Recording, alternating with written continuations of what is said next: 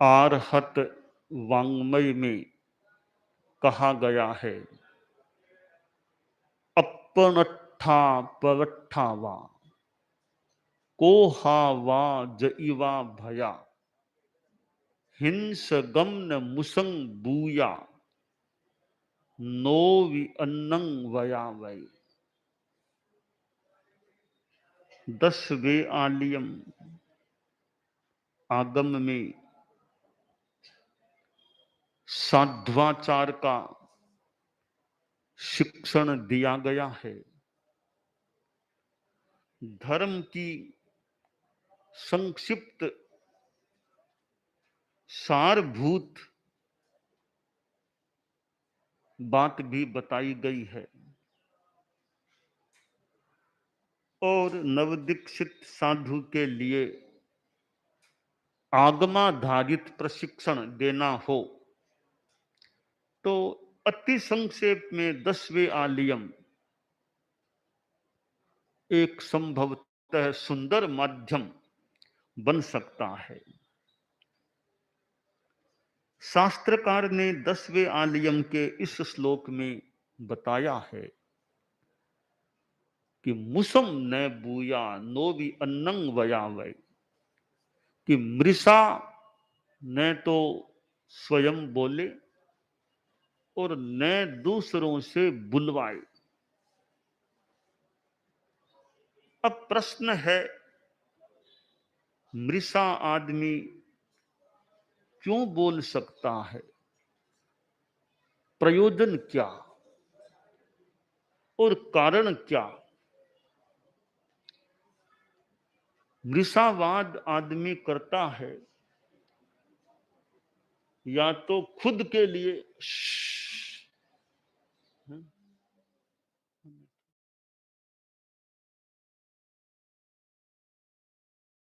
खुद के लिए बोलता है या किसी दूसरे के लिए बोलता है, या गुस्से के कारण बोलता है या भय के कारण बोलता है। वैसे और भी अन्यत्र हास्य लोभ भी कारण बताए गए हैं। तो इन कारणों से मृषावाद का प्रयोग हो सकता है और मृषावाद कोई कोई हिंसा कारक, जिससे दूसरे की हिंसा हो जाए, उसका कारण भी कहीं मृषावाद बन जाए। साधु के लिए यह मानो शिक्षण प्रशिक्षण है कि साधु वाणी से गलत बात, अयथार्थ बात न बोले, न गुस्से के कारण से बोले और न भय के कारण से बोले।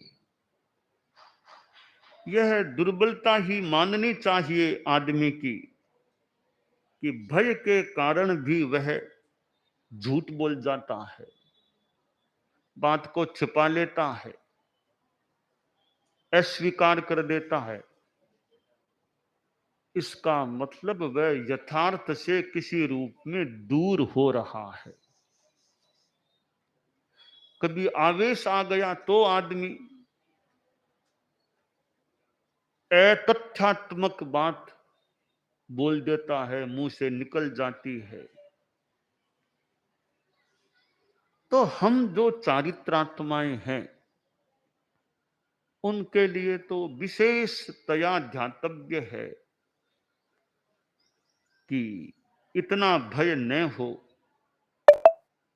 कि जबान से गलत बोलना पड़े, इतना गुस्सा न आ जाए। गुस्सा तो बिल्कुल भी नहीं आना चाहिए, भय बिल्कुल भी नहीं होना चाहिए, पर यहां चूंकि यथार्थ की बात है तो यथार्थ पर चोट लगे ऐसा आक्रोश का भाव और यथार्थ किंचित क्षतिग्रस्त हो जाए ऐसा भय का भाव हमारे में नहीं आना चाहिए।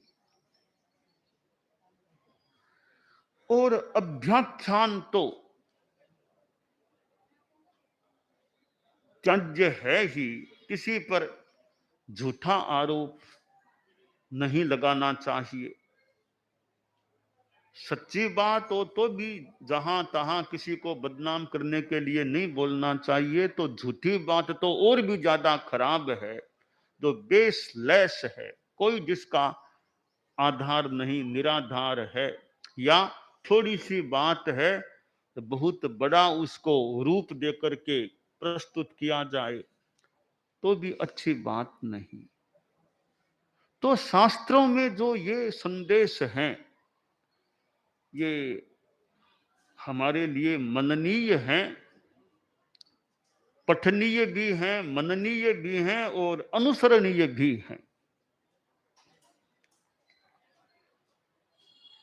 वाणी का जो प्रहार होता है, किसी पर झूठा आरोप लगता है, उसको कितनी वेदना तकलीफ भी हो सकती है।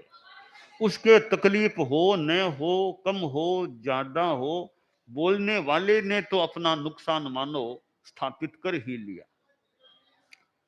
हिंसा के संदर्भ में कि पुरुषा तुमसी नाम सच्चेव जंग हंतव्यम ति मन्नसी। पुरुष वह तुम ही हो जिसको तुम हंतव्य मानते हो। तो जिसका तुम अहित करने का प्रयास कर रहे हो वह तुम ही हो। दूसरे का अहित करने वाला मानो स्वयं का अहित तैयार कर रहा है।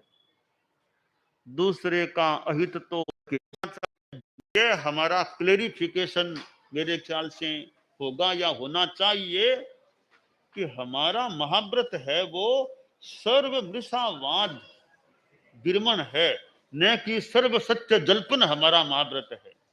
सर्व सत्य भाषण हमारा महाव्रत नहीं है, सर्व मृषावाद विरमण हमारा महाव्रत है। इसलिए साधु को झूठ नहीं बोलना, यह नियम है। तो हर सत्य बोलना ही होगा, उगलना ही होगा, यह जरूरी नहीं, बस झूठ नहीं बोलना। अब सत्य तो कहाँ बोलना, कितना बोलना, कौन सा बोलना, यह विवेक पर आधारित है कि कौन सी बात में कहाँ कहूं कहाँ न कहूं। झूठ में विवेक की अपेक्षा नहीं है कि कौन सा झूठ बोलना और कौन सा नहीं बोलना, यहां विवेक की अपेक्षा नहीं है। का विवेक रखो तो झूठ बोलने में विवेक की जरूरत नहीं कि यह झूठ तो बोल दूं यह झूठ नहीं बोल दूं। वहां तो विवेक की झूठ बोलना ही नहीं है, कोई विवेक की जरूरत नहीं है। वहां सत्य बोलने में विवेक चाहिए, कौन सा सत्य बोलूं और कौन सा सत्य मैं न बोलूं।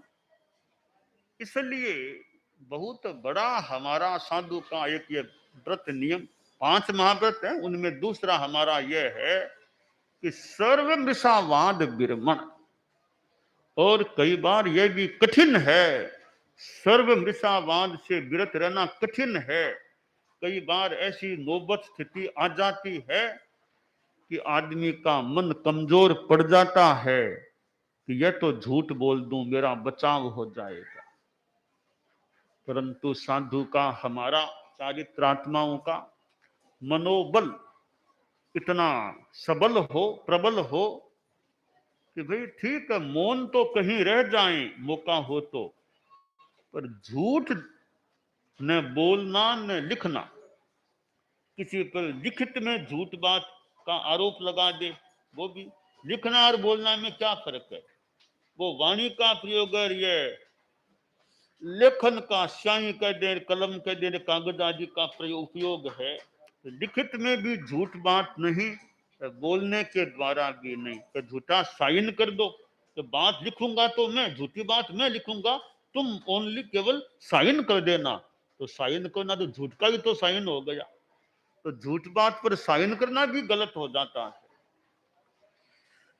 तो यह जो हमें एक महाव्रत यानी साधु का जो महाव्रत है सर्व मृषावाद विरमण का, इसके प्रति हमारी जागरूकता जो श्लोक में शिक्षण दिया गया है, अपन अट्ठा परट्ठा वा कोहा वा जईवा भया हिंस गमन मुसंग दूया नोवी अन्नंग बया गए।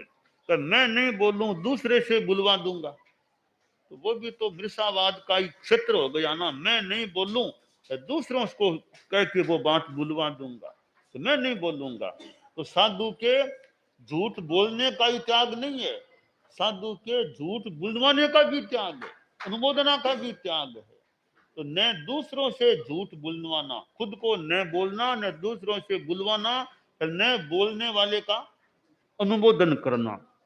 तीन कर्ण तीन योग से यह साधु के त्याग होता है।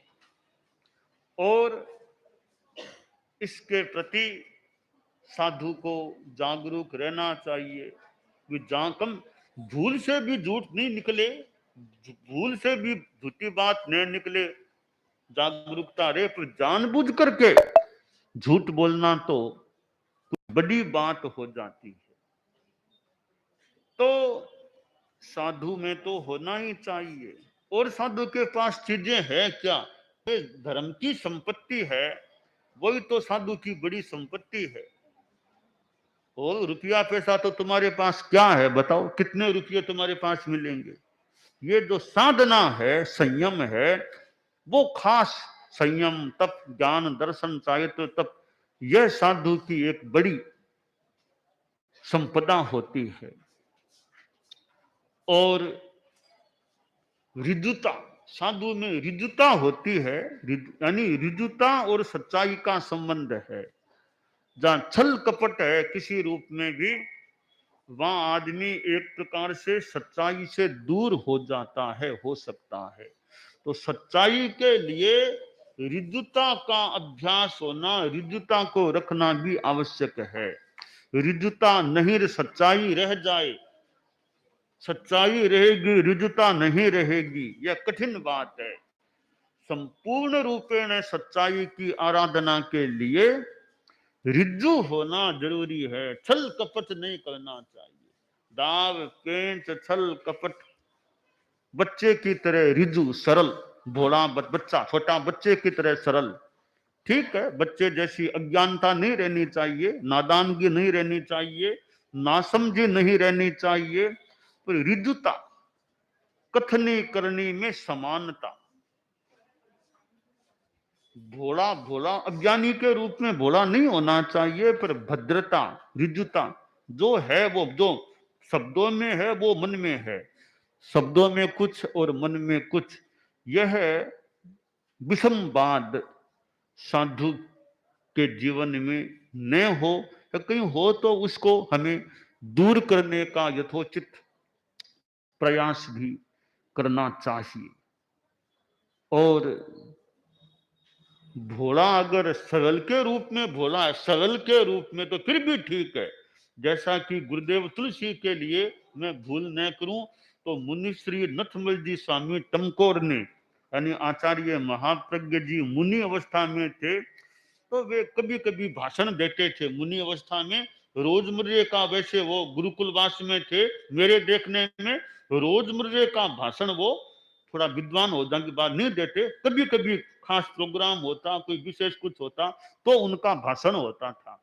एक बार कोई गुरुदेव विराजे थे, वो खड़े होकर के, मुनि श्री नथमल जी जो गुरुदेव विराजमान, वो पास में खड़े होकर के भाषण दे रहे थे। मैं भूल न करूं तो बोलते बोलते, भाषण देते देते कहा कि आचार्य तुलसी तो भोले हैं, आचार्य तुलसी तो भोले हैं, मेरी आसाधना ने भोले हैं।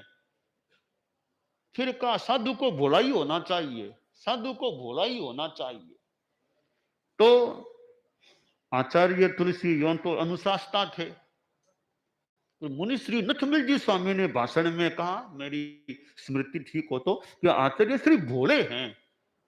तो ये भोलापन अगर रिजुता के रूप में है, नासमझी के रूप में नहीं, रिजुता के रूप में है, तो वो भद्रता, रिजुता साधु में होनी चाहिए। और वो संत, वो रिजुता में किसी रूप में कमी मान लो, वो संत आए, संतों को जगह चाहिए थी, बहुत सारे संत, जैसे गुरुकुलवास में बहुत सारे संत होते हैं, अलग अलग कई बार मकान मिलते हैं, आजकल तो स्कूलें बहुधा मिल जाती है, विद्या संस्थान एक ही जगह प्राय समा पहले कई बार संत लोग अलग अलग मकानों में ठहरते थे। एक मकान वहां मिल गया, कोई वहां मिल गया, कोई वहां मिल गया। डेरे भी ठहरते थे, मुनिश्री को याद होगा, पर डेरे भी ठहरते कई बार, वो डेरावार वो डेरावार, यूं बिखरे बिखरे से होते रहे, गोचरी लगती जाते। तो संतों को भी कभी जगह अमुक संतों का साथ उस मकान में, उनका उस मकान, यूं ठहर जाते। तो एक बार ऐसी कोई स्थिति बनी होगी, तो कुछ संत एक मकान में जाकर के ठहर गए। अब और भी संत आए, तो उनको भी स्थान संभवतः चाहिए था रहने के लिए। तो उन्होंने, वो जो पहले से संत, पुराने जमाने में संत लोग कंबल बिछा करके पहले ही जगह रोक लेते। कुछ वर्षों पहले तक की स्थिति थी, संत आगे जाते, एक संत आगे गया, एक अपना कंबल बिछा लिया, यानी वो कमरा उसके साज का हो गया। इस तरह वो क्रम चलता था। फिर दूसरों का आमतौर से ये तो हमारे साज का स्थान हो गया। तो ऐसा वो कुछ क्रम पहले हमारे देखने तक चलता था। ये क्रम तो संत तेज चलते जाके अपना स्थान रोकने का प्रयास करते, ऐसा होता था। तो कुछ संत पहले पहुंच गए, कुछ बाद में आए, उनको भी स्थान चाहिए मान लो। तो अब उनको तो अब रखना नहीं चाहते, या कोई विनोद की बात कि संता अठे मतीरो, संता अठे मतीरो, संता अठे मतीरो। संतों ने सोचा कोई गुरुदेव का आदेश होगा कि यहाँ नहीं रहना है संतों को, कि संता अठे मतीरो, अठे मतीरो, अठे मतीरो। तो कभी गुरुदेव का कोई होगा निर्देश, जो भी कभी आज ये जगह काम नहीं लेनी है, तो ठीक है, संतों का नहीं रहे यहाँ। बाद में का भी गुरुदेव का आदेश है, तो ये संत फिर कैसे ठहर गए यहाँ पर? तो ऐसे हमको तो कहा था मतिरो मतिरो, ये संत यहाँ ठहरे हुए कैसे हो गए? तो पूछा भाई दो भी बात कि आपने मनाई क्यों की इनको, इनको मनाई क्यों की? इतना स्थान था, वो भी रह जाते। तो मैंने कब मनाई की? आपने बोला था ना संता अठ मतिरो, संता अठ मतिरो, संता अठ मतिरो। मैंने ये कहा था संता अठ मतिरो, और यहाँ मतीरा पड़े, यहाँ मतीरे पड़े हैं। मैंने कहा मतीरो मतीरो, यहाँ मतीरा, ऐसा बोला था। अब बात में एक तरह से छलना मान लो, दो अर्थ हो गए ना। मतिरो मत रहो, मतीरो मत रहो हमारी भाषा में। एक मतिरो यानी वो फल, फल मतीरा यहाँ पड़ा है। तो वो विनोद में हो चाहे किसी रूप में हो, शब्दों के प्रयोग में कभी कभी वो यथार्थ को छिपाने का प्रयास भी हो सकता है। तो साधु की उच्च कोटि की साधना होती है, वहां छलना वंचना का प्रयास साधु की भाषा से, लेखन में या भाषण में, बोलने में न हो। यह साधु के लिए ध्यातव्य होता है। गुरुदेव तुलसी संभवतः दिल्ली में विराजमान थे, गुरुदेव तुलसी। तो एक साधु को गुरुदेव ने याद किया होगा, बुलाया, तो थोड़ी बातचीत, कोई गलती प्रमाद की बात गुरुदेव के ध्यान में आई होगी, पूछताछ की। तो संभवतः साधु ने थोड़ा बात को टाल मटोल कुछ ऐसे अपनी बात रखनी शुरू की, रखी कुछ। तो गुरुदेव ने संभवतः फरमाया कि देखो, गुरु के सामने होशियारी मत छांटो, गुरु के सामने होशियारी मत छांटो, है वैसी बात बताओ मुझे। तो यानी कि सरलता से बताओ, जब पूछ रहे हैं तुमको तो जो बात है वैसी की वैसी बताओ, इसमें ताल मटोल इधर उधर तोड़ मरोड़ ऐसा मत करे। तो साधु फक्कड़ हो, साधु स्पष्ट अपनी जो बात है, या तो मत बोलो, बोलो तो वो एकदम तथ्यात्मक बोलो, तथ्य को इस तरह मत छिपाओ कि तुम्हें मृषा का प्रयोग करना पड़े। तो यह शास्त्र में जो संदेश है, अपनट्ठा पगट्ठा वा कोहा वा जईवा भया हिंसगम न मुसंग बूया नोवि अन्नंग वया वये। तो यह एक श्लोक जो आगम का है, आज चतुर्दशी है, साधु साधियां भी उपस्थित है। तो मैंने अपना भाषण भी मुख्यतया साधु साधियों के संदर्भ में ही देने का प्रयास किया। मैं भी साधु हूं, आप भी साधु हैं, तो हम सब साधु साधु हैं। तो साधु तो है ना, एक साधु महाव्रत